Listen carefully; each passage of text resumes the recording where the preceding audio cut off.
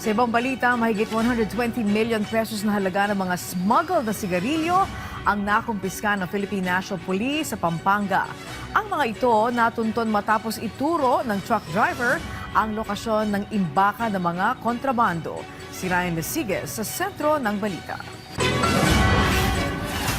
Kahon-kahong smuggled na sigarilyo ang tumambad sa mga operatiba ng PNP Highway Patrol Group sa San Simon, Pampanga.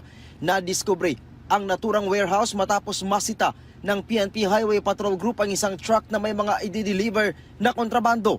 Matapos ituro ng mismong nahuling truck driver ang lokasyon ng warehouse, agad pinasok ng mga pulis ang warehouse na ito na umano'y imbaka ng mga smuggled na sigarilyo. Ayon kay PNP HPG Director Police Brigadier General Hansel Marantan, bukod sa walang mga dokumento, ay patagurin naman nung ipinasok ang mga ito sa bansa. We are flagged down, demanded for pertinent papers. Wala nang pertinent papers. Walang CR, impoundable offense yung violation actually. Gumamit pa ng paleta ang mga suspect para subukang itago sa truck ang i-deliver nilang kahon-kahon na mga smuggled na sigarilyo. Sabi ng HPG, tinatayang nasa mahigit 120 million pesos ang halaga ng mga nasabat na kontrabando. Iniimbestigahan pa ng pulisya kung saan ito nanggaling at saan sa mga lugar balak itong ibagsak. Pero ang karaniwang ruta ng driver ay mula Batangas hanggang Pampanga.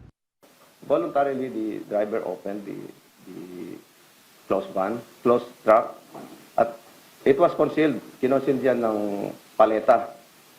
So, there's malice there already para hindi makita yung mga boxes doon.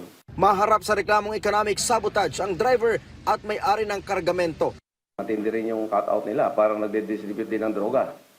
Yung nakuha naming driver ngayon, ang alam niya, dahil lang yung sasakyan sa may 7-Eleven area and someone will pick it up.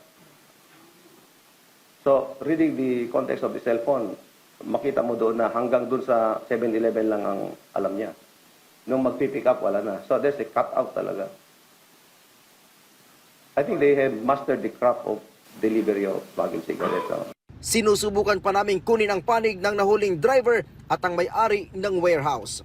Ryan Lesiges para sa Pambansang TV sa Bagong Pilipinas.